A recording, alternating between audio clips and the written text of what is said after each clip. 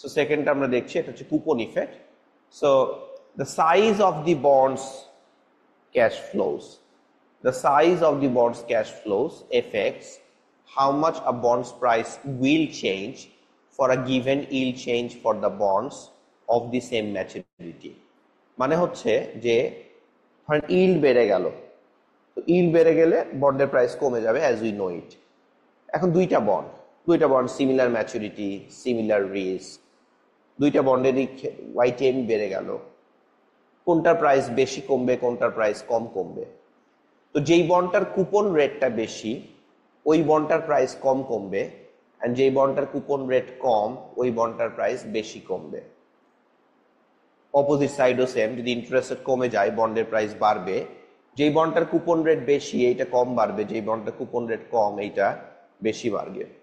তার মানে the other thing remaining same, the higher the coupon the lower the interest rate risk. The lower the coupon, the higher the interest rate risk.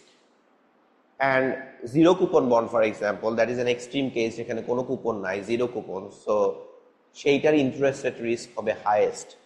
So other thing remaining same, সবচেয়ে বেশি interest rate risk হবে zero coupon বন্ডের।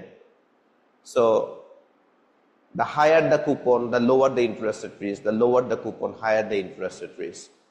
So that is called coupon effect. আমরা একটা example দেখব এখন, example 5, yield change effect for zero coupon versus coupon bond. yield change হলে বন্ডের প্রাইসের যে চেঞ্জ হয়, এটা একটা কুপন পেমেন্ট, কুপন দেয় এরকম একটা কুপন বন্ডের চেঞ্জটা দেখব, আবার একটা বন্ড জিরো কুপন, কোনো কুপন দিচ্ছে না, সেইটারও চেঞ্জটা আমরা দেখব। সো প্রশ্নে আপনাকে বলা হয়েছে যে assume an investor has the choice between 4.625% fixed coupon 30-year Romania Eurobond priced at par. So the Romanian Eurobond, the bond is priced at par, which means এখানে এই বন্ডের কুপন রেট বলছে 4.625%. তো বন্ডটা যদি পারে ট্রেড হয় তার মানে YTM ও 4.625%, because as we know YTM আর কুপন রেট সেম হলে দ্য বন্ডটা পারে ট্রেড হয়। So 4.625% is the fixed coupon, bondটা is trading at par, and then there is another bond, otherwise identical zero coupon bond from the same issuer এর একটা identical zero coupon bond আছে, ওই বন্ডটারও YTM হচ্ছে 4.625। তো ওই বন্ডটার YTM 4.625 বলে বন্ডটার প্রাইস অবভিয়াসলি পার থেকে অনেক কম হবে, because it's a zero coupon bond, কোনো কুপন দিচ্ছে না। তাহলে 100 টাকা পার ভ্যালু 30 বছর পরে পাবে, তো সেটাকে 4.625% রেটে ডিসকাউন্টিং করে যে ভ্যালুটা হয় সেটা হবে বন্ডের প্রাইস। এখন আপনাকে বলছে যে calculate the percentage change in price for both bond alternatives if YTM rises or falls by 100 basis point. So আমরা 100 basis point YTM বাড়াবো বা কমাবো, কমিয়ে প্রাইস চেঞ্জটাকে আমরা দেখব। তো এই প্রাইস চেঞ্জটাকে দেখার জন্য এখানে আপনাকে নাম্বারস গুলো সুন্দরভাবে ক্যালকুলেট করে দেখিয়েছে, আমরা এটা ক্যালকুলেটরে ইউজ করে দেখব। তো আমাদের প্রথম যে বন্ডটা 30-year bond, 30-year 4.625% fixed coupon bond priced at par. তো এখানে কিছু বলা নাই, বাট এখানে ধরে নিয়েছে যে পিরিয়ডস পার ইয়ার 1, মানে বছরে একবার কুপন দিচ্ছে। পরীক্ষায় কোনো কোয়েশ্চেন আসলে অবভিয়াসলি এটা বলা থাকবে যে ইয়ারলি নাকি সেমি অ্যানুয়ালি। সো এইটা আপনাকে বছরে একবার কুপন দিচ্ছে। সো আমরা তাহলে এই বন্ডটা ইল চেঞ্জ করে প্রাইস চেঞ্জটা দেখব। তার আগে এই বন্ডটার প্রাইস যে পার, তো সেইটা আগে ক্যালকুলেট করে নেই, যদিও আমরা জানি কিন্তু তারপরে ক্যালকুলেট করে নিব, বিকজ YTMটা ওভাবে আমরা বসাবো। So 4.625 is the PMT, 100 is the future value, because ম্যাচুরিটিতে আমি 100 পাবো আর রেগুলার বেসিসে 4.625 পাবো। সো যেটা রেগুলার বেসিসে পাবো ওটা PMT, রেগুলার বেসিসে সেম অ্যামাউন্ট সেম ইন্টারভালে সেটা PMT, আর যেটা ফাইনালি পাবো সেটা হচ্ছে আমার ফিউচার ভ্যালু। এই বন্ডটা ট্রেড হচ্ছে at per, so 100 minus sine দিয়ে আমি PV দিলাম, বিকজ ক্যাশ ফ্লো গুলো আমার যেগুলো আসবে পজিটিভ দিয়েছি, তাহলে আমার আজকে ইনভেস্ট করতে হবে, এখানে PV তে মাইনাস দিলাম। আর এটা 30 বছরের বন্ড, 30 টাইপ করে আমি এন প্রেস করলাম। এরকম অবস্থায় আমি সিপিটি আই বাই ওয়াই দিলে আমার ওয়াইটিএম 4.625ই দেখাবে, যেহেতু বন্ডটা পারে ট্রেড হচ্ছে।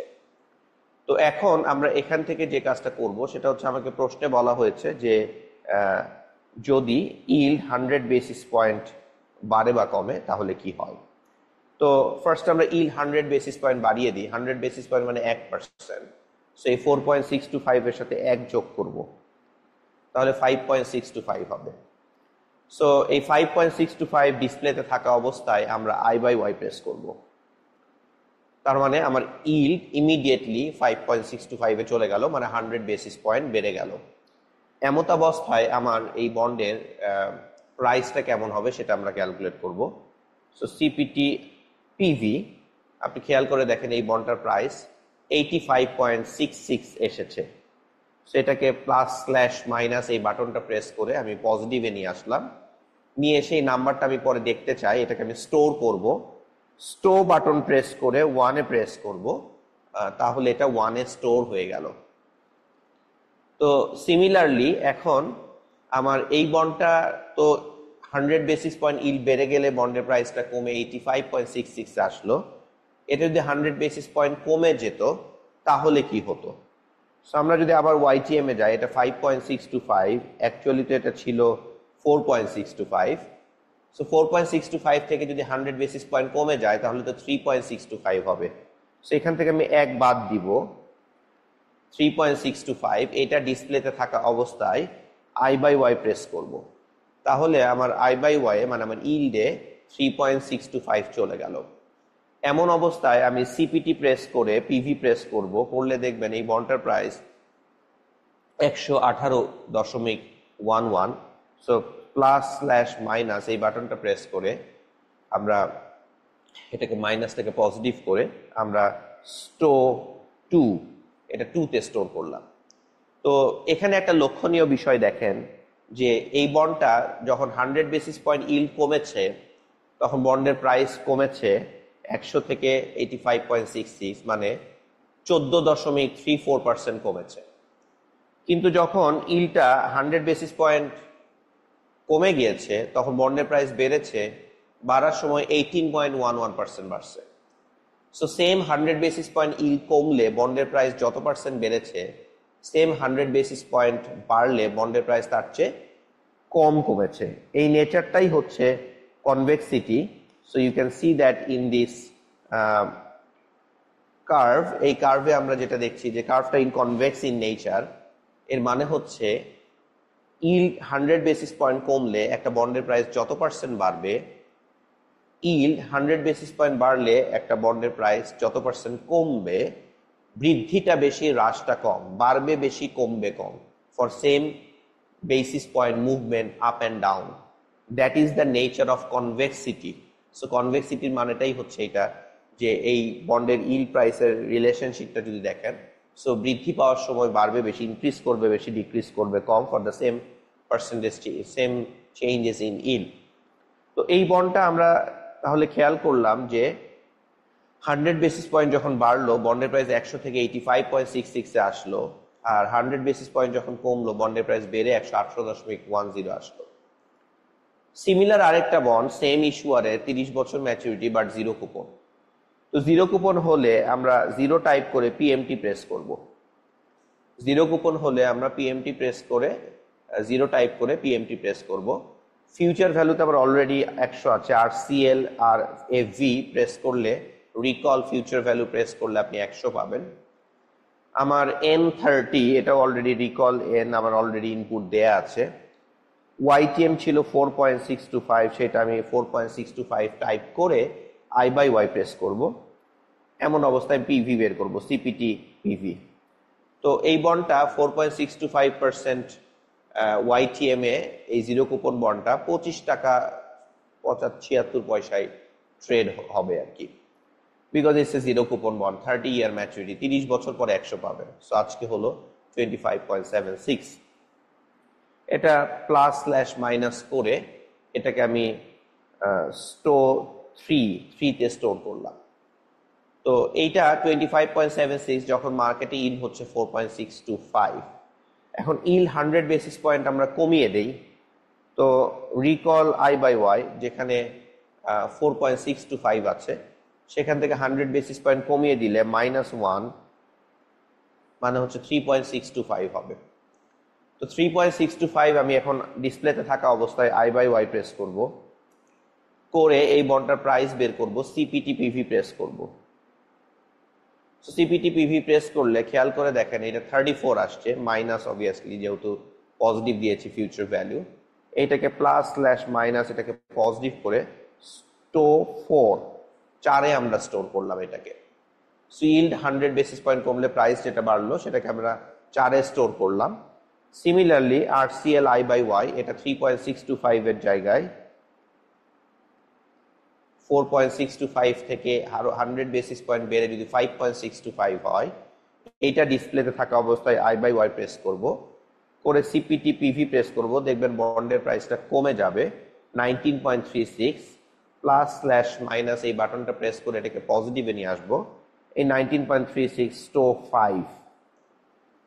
তো খেয়াল করে দেখেন এটা 19.36 আসছে, এটা ছিল কত প্রাইস?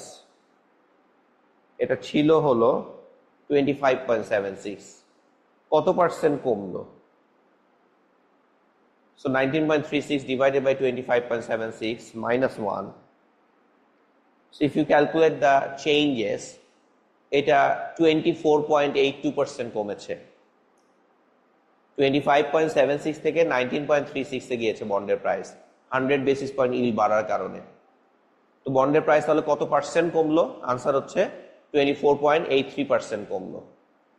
তো এই যে 24.83% কমলো, for same 100 basis point yield যখন বেড়েছিল, কুপন পেইং বন্ডের প্রাইস কমেছিল মাত্র 14.34%। If you remember, coupon paying বন্ডটার প্রাইস 85.66 হয়েছিল 100 থেকে। So for same 100 basis point increase in yield, the coupon paying bond reduced by 14.34%, but the zero coupon bond reduced by 25% আমরা দেখলাম। তার মানে কোনটা বেশি সেন্সিটিভ? আনসার হচ্ছে the zero coupon bond.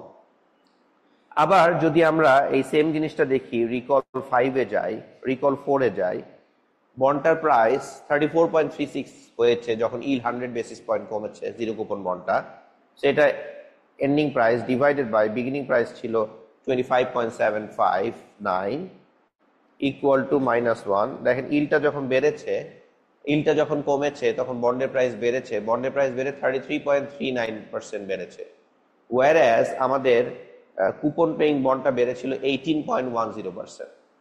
So যেখানে আমাদের জিরো কুপন বন্ডটা 33.39% বেড়েছে, কুপন পেইং বন্ডটা বেড়েছে 18%। তার কারণ হচ্ছে zero coupon bond is more sensitive two changes in interest rate.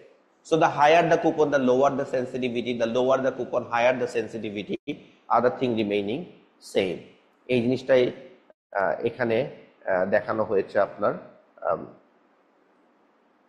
Calculation করে, আমরা সেটা দেখলাম আর কি ক্যালকুলেটরে করে।